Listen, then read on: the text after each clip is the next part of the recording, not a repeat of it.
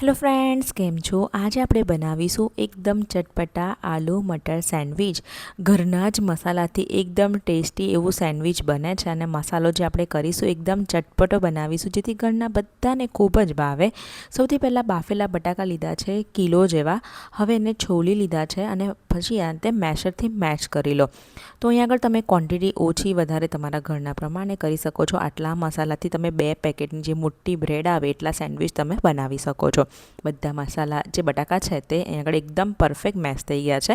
તો આપણે એક મસાલો તૈયાર કરીએ. તો અહીંયા આગળ ગેસ કઢાઈ ઉપર મૂકી દીધું છે. ગેસની આ સ્લો કરીને 2 ચમચી જેટલું તેલ ઉમેરીએ. હવે તમે જો આ રીતે બટાકાનો મસાલો કરશો ને તો સેન્ડવિચ ખૂબ જ સરસ બનશે.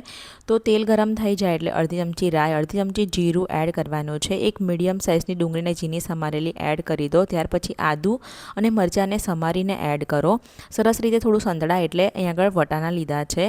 મીઠું એડ કરો, હળદર, લાલ મરચું પાવડર, ધાણા જીરું પાવડર, ચાટ મસાલો, શેકેલા જીરુંનો પાવડર, મરીનો પાવડર એડ કર્યો છે.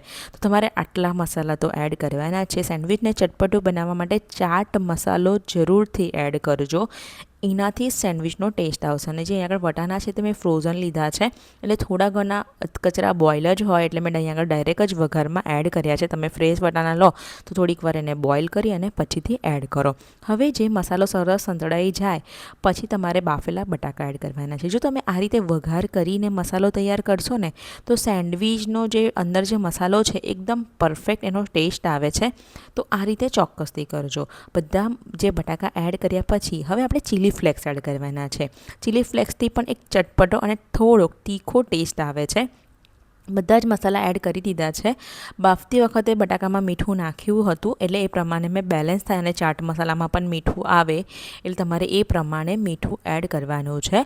બધું સરસ રીતે તમારે મિક્સ કરવાનું છે. જ્યારે તમે મસાલા મિક્સ કરો ત્યારે ગેસની આંચ એકદમ સ્લો કરી અને 2 થી 3 મિનિટ જેવું આ રીતે શેકાવા દેવાનું છે, જેથી જે મસાલો કર્યો છે આપણે બધો સરસ રીતે મિક્સ થાય. તમે જોયું કે મેં બહુ વધારે પડતું તેલ નથી નાખ્યું, ખાલી જે મસાલો શેકવા પૂરતું જ મેં તેલ નાખ્યું છે.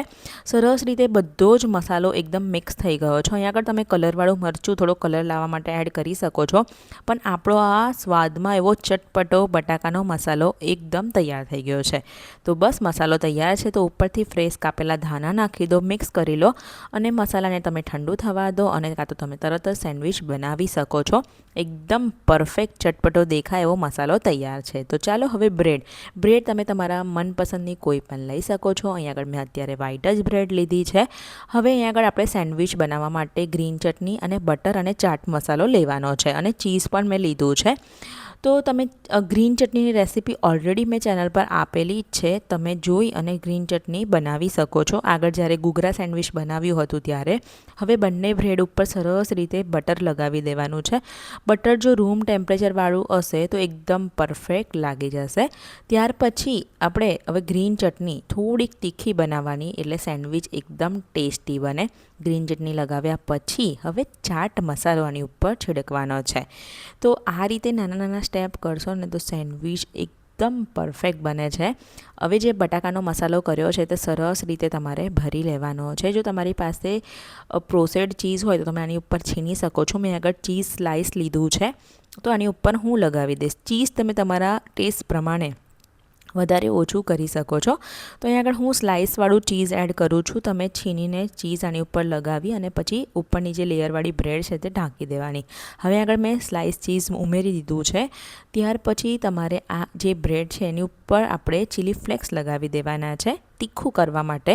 તીખું ના કરવું હોય તો તમે સ્કીપ કરી શકો છો. હવે એની ઉપર આપણે ઉપરવાળી જે બ્રેડ છે તે લગાવી અને હવે જે બટર છે એની ઉપર લગાવી અને સરસ અહીંયા આગળ હું તવા ઉપર જ શેકી રહી છું. તમારી પાસે ટોસ્ટર હોય તમે ટોસ્ટર પર પણ શેકી શકો છો, પણ તવા ઉપર એકદમ ઝટપટ સેન્ડવિચ બની જાય છે અને ખાવામાં પણ એકદમ ક્રિસ્પી લાગે છે. તો હું હંમેશા જે સેન્ડવિચ છે તે આ રીતે તવા ઉપર જ શેકતી હોઉં છું જ્યારે આ રીતે આલુ સેન્ડવિચ બનાવવું ત્યારે. તો બંને બાજુથી સરસ બટર લગાવી આ ટાઈમે તમારે ગેસની એકદમ સ્લો ટુ મીડિયમમાં શેકવાનું છે, જેથી આપણું સેન્ડવિચ એકદમ ક્રિસ્પી બને. તો અહીં આગળ મેં આપણે એક જ લેયરનું સેન્ડવિચ બનાવ્યું છે, પણ તમે 2 લેયર એની ઉપર તમે થોડા વેજીટેબલ નાખી અને તમે એ રીતે પણ સેન્ડવિચ બનાવી શકો છો.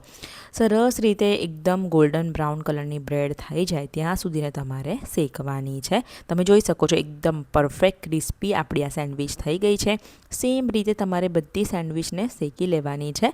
તો આપણી આ સેન્ડવિચ બનીને તૈયાર થઈ ગઈ છે. બધી સેન્ડવિચ તમારે આ જ રીતે બનાવી લેવાની છે. ટોમેટો કેચઅપ ચિપ્સ સાથે તમારે સર્વ કરવાની છે. એકદમ જ્યારે હું કટ કરું છું એકદમ ક્રિસ્પી બની છે અને હા, ચીઝ પણ એકદમ પરફેક્ટ મેલ્ટ થયું છે.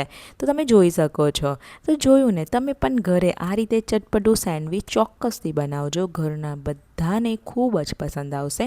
બાળકોને તમે ટિફિન બોક્સમાં પણ આપી શકો છો. તમને જો મારો આ વિડીયો ગમ્યો હોય તો લાઈક કરજો, શેર કરજો. હજુ સુધીને ગુજરાતી કિચન યુટ્યુબ ચેનલને સબસ્ક્રાઈબ ના કરી હોય, સૌથી પહેલાં સબસ્ક્રાઈબ કરી દો. વિડીયો ફેસબુક પર જોવો છો તો ફેસબુક પેજને ફોલો કરવાનું બિલકુલ ના ભૂલતા. મળીશું આપણે એક આવા જ નવા વિડીયો સાથે. ત્યાં સુધીને આવજો.